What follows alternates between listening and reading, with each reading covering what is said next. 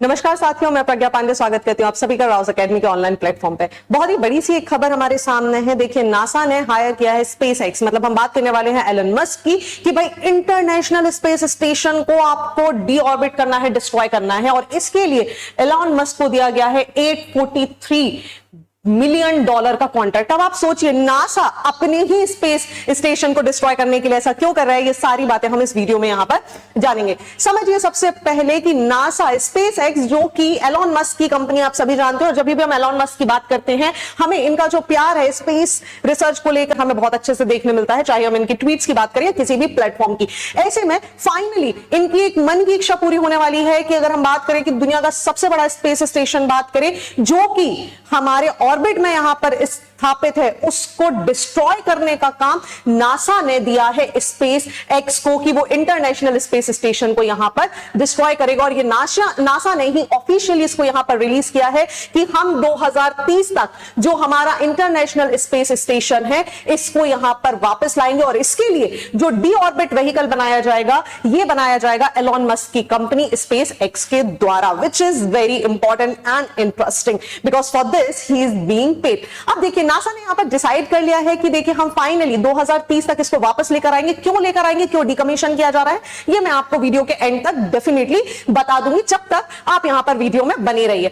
आगे अगर हम बात करें तो इंटरनेशनल स्पेस स्टेशन, जिसको माना जा रहा है कि इसको क्रैश कर दिया जाएगा पैसिफिक ओशन में, जिसके लिए जो ऑर्बिट बनने वाला है, ठीक है, जो डी ऑर्बिट व्हीकल बनाया जाएगा, ये बनाया जाएगा स्पेस एक्स के द्वारा। हालांकि ये पहली बार नहीं है जब नासा ऐसी कोई एक्टिविटी कर रहा हो जहां पर डी ऑर्बिट मिशन करवाया जा रहा हो। इसके पहले भी अगर हम बात करें तो अमेरिका का जो पहला स्पेस स्टेशन था, ये आपके एग्जामिनेशन के लिए बहुत इंपॉर्टेंट है, समझिए। स्काईलैब, इसको भी यहां पर क्रैश कर गया था और 1979 में एटमॉस्फेयर में क्रैश किया गया था, जिसके बाद इसको डी ऑर्बिट व्हीकल के द्वारा वापस लेकर आया गया था। ऐसे ही अगर हम बात करें तो दूसरा हमें देखने मिलेगा रशिया का स्पेस स्टेशन, जिसका नाम है मीर। इसके साथ भी सेम कंडीशन हुई थी कि ये 2001 में एटमॉस्फेयर में यहां पर क्रैश कर गया था और इसे भी डी ऑर्बिट मिशन के थ्रू वापस लेकर आया गया था।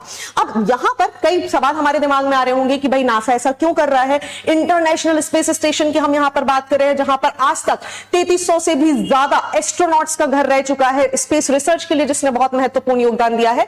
तो नासा ने इसे भी हमारे लिए क्लैरिफाई किया है। लेकिन उसके पहले जानिए, जब इसको डी ऑर्बिट किया जाएगा तो नासा मान के चल रहा है कि देखिए, जब इंटरनेशनल स्पेस स्टेशन को डी ऑर्बिट किया जाएगा तो पहले तो ये एटमॉस्फेरिक लेयर के थ्रू ही निकलकर यहां पर जल जाएगा। आप सभी को पता है, आपने मीजोस्फीयर स्ट्रेटोस्फीयर के बारे में सुना ही होगा। तो यहां पर फ्रिक्शंस वगैरह की वजह से एक वैक्यूम क्रिएट होगा, एक फ्रिक्शन क्रिएट होगी, जिसकी वजह से ये पहले तो जल जाएगा। लेकिन इसके बाद भी नासा मान के चल रहा है कि इसके बाद भी इसके कुछ बचे हुए पीसेस जो हैं, जो यहां पर क्रैश कर जाएंगे और ये क्रैश करके गिरने वाले हैं। Again this is very interesting point और ये हमारे एग्जामिनेशंस के लिए बहुत इंपॉर्टेंट होता है। और ये क्रैश करके गिरेगा पॉइंट नीमो में। अगर हम पॉइंट नीमो की बात करें तो इट इज वेरी इंपॉर्टेंट, क्योंकि इसे ग्रेवयार्ड ऑफ सैटेलाइट्स और स्पेसशिप्स के नाम से जाना जाता है।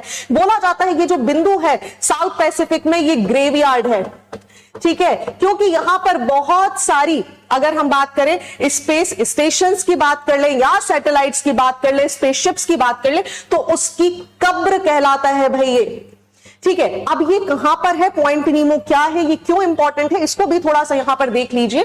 देखिए, पॉइंट नीमो की जब हम बात करें तो ये आपको ओशनिक पोल ऑफ इनएक्सेसिबिलिटी के नाम से भी इसे जाना जाता है, which is one of the thing which is very important for you, ठीक है। अगर हम इसकी बात करें तो ये यहां पर कहां देखने मिलेगा आपको, साउथ पैसिफिक के रीजन में, साउथ पैसिफिक के रीजन में आपको यह देखने के लिए मिलेगा, जहां पर आप देखेंगे कि ये वही स्थान है, ये आइसोलेटेड पॉइंट है जहां पर सिमेट्री बनती है बहुत सारे स्पेस डेब्रिस की। और जैसा मैंने आपको बताया था, मीर स्पेस स्टेशन जो कि रशिया का था, 2001 में ये भी यहां पर गिराया गया था। नीमो का मतलब ही होता है, आप यहां पर समझिए, नीमो ये जो शब्द है इसका मतलब होता है नो वन, ठीक है। और इसी कारण ये जो पॉइंट नीमो है, इसका इस्तेमाल किया जाता है साउथ पैसिफिक में, ताकि यहां पर जितने भी स्पेस सारे जितने भी हमारे स्पेस डेब्रिस है, स्पेस फ्लाइट्स है, एयरक्राफ्ट्स हैं, उनको यहां पर गिरा दिया जाए। और इंटरेस्टिंग बात यह है कि अगर यहां से सबसे नजदीक में कोई रहता है ना, तो it is the international space station, जिसकी दूरी पॉइंट नीमो से अगर हम बात करेंगे तो मात्र और मात्र, suppose this is the point नीमो, तो यहां से इनकी जो दूरी है ये 400 किलोमीटर आपको देखने के लिए मिलेगी, विच इज क्वाइट इंटरेस्टिंग। ठीक है, इसी के कारण अगर हम बात करें तो जितने भी डीफंक्शन स्पेस स्टेशन होते हैं, सैटेलाइट्स होते हैं, डेब्रिस होते हैं, उनको यहां पर क्रैश किया जाता है। और इसका सबसे बड़ा कारण है क्योंकि यहां पर किसी भी प्रकार की ह्यूमन एक्टिविटी हमें देखने के लिए नहीं मिलती। लेकिन सवाल अभी भी वही बना हुआ है, तो इंटरनेशनल स्पेस स्टेशन को यहां पर डीकमीशन क्यों किया जा रहा है, इसको डिस्ट्रॉय करने का काम नासा क्यों कर रहा है? चलिए इस पर से भी यहां पर पर्दा उठा लेते हैं। आप समझिए, नासा ने इसको क्लियर कर दिया है कि देखिए यहां पर इसको करने का सबसे इंपॉर्टेंट काम केवल और केवल इतना है, जो हमारा 356 फीट लंबा 450 टन वजनी पहला, अगर हम बात करें लार्जेस्ट ह्यूमन मेड ऑब्जेक्ट जो कि हमें ऑर्बिट में हमारे दिखाई दे रहा है, अगर नासा ने इसको डिस्ट्रॉय करने का कोशिश करा है तो समझिए इसको 2030 में डिकमीशन किया जा रहा है। More than 25 years of serving इसके हो चुके हैं, बहुत सारी रिसर्च इसने करी है, लेकिन इसका जो लाइफ स्पैन था वो नासा ने डिसाइड किया था कि हम केवल और केवल 2030 तक इसे करेंगे।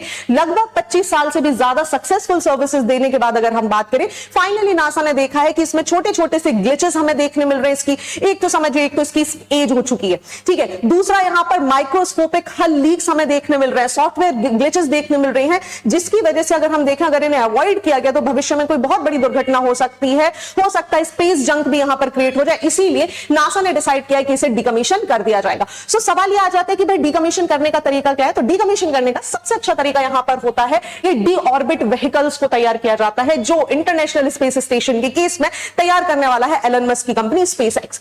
डी ऑर्बिट व्हीकल्स को यहां पर यूज किया जाता है कि ये स्पेस स्टेशन तक जाएंगे, उनके साथ ये यहां पर अटैच हो जाते हैं और उसके बाद इसको पुल करते हुए, ठीक है, ग्रेविटी की सहायता से पुल करते हुए इन्हें वापस लेकर आते हैं। जैसे ही अर्थ के एटमॉस्फेयर में एंटर होते हैं, यहां पर ये हीट अप कर जाते हैं। आपको पता है मेसोस्फीयर है, स्ट्रेटोस्फीयर जैसी सारी लेयर्स हमें यहां पर देखने के लिए मिल जाती हैं।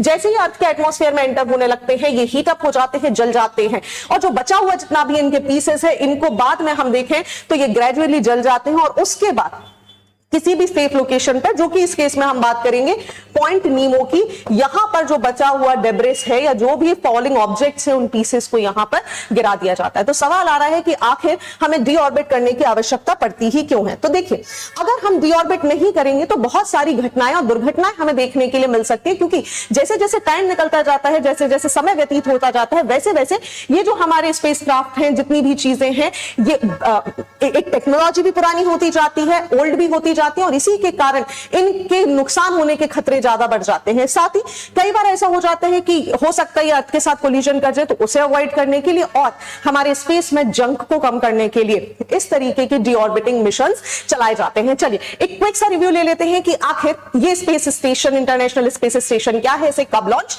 किया गया था। चलिए अगर हम इसके लॉन्च डेट की बात करें तो 20 नवंबर 1998 को लार्जेस्ट मैनमेड ऑब्जेक्ट है, जो कि ह्यूमन हैबिटेट के लिए, एस्ट्रोनॉट्स के लिए तैयार किया गया था। इसे यहां पर बनाया गया था, जो कि हम बात करें तो 400 किलोमीटर की ऊंचाई पर तैयार किया गया है। आगे अगर हम बात करें तो नासा, रॉस्कोमॉस, ईएसए, जाक्सा और सीएसए जैसे अलग अलग देशों ने, इनफैक्ट 15 देशों की सहायता से इसको यहां पर तैयार किया गया था। और इसका मुख्य काम अगर हम बात करें इसने आज तक क्या करा है, तो बहुत सारे, आप देखिए, एल्जाइमर्स और कैंसर जैसी बीमारियों के लिए जो बहुत ज्यादा रिसर्च है, वो भी हमें इस स्पेस स्टेशन ने करके दी है। ऐसी बात नहीं है। अगर हम इसकी और खासियत की बात करें तो इसने हमें वाटर प्योरिफिकेशन के लिए, फूड प्रोडक्शन के लिए जितनी भी नए एक्सपेरिमेंट्स है वो यहां पर दिए हैं, ड्रग डेवलपमेंट्स हुए हैं। तो ऐसी बहुत सारी चीजें हैं जो इस स्पेस मिशन के द्वारा हमें दी गई हैं। और finally the time has arrived जब 2030 में नासा इसे यहां पर डी ऑर्बिट करेगा। आपका क्या विचार है, क्या यह सक्सेसफुल हो पाएगा या नहीं? मुझे कमेंट सेक्शन में जरूर बताएं। थैंक यू और मिलते हैं ऐसे ही इंटरेस्टिंग, जानकारी भरे और रोचक वीडियोस के साथ।